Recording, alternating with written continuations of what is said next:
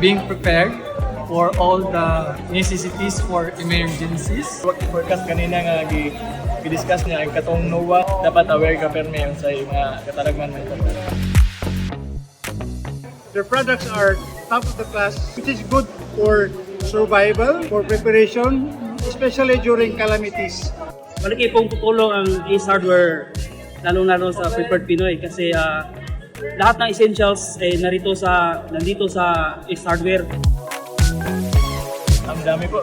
Minsan duct tape, yung mga basic tools para sa bahay at flood barrier rin. The emergency lights during power failure, during calamities where we have no power, electricity, so it's very useful. Solar light kasi na-experience po namin sa previous na calamity dito sa amin sa Cebu is down yung power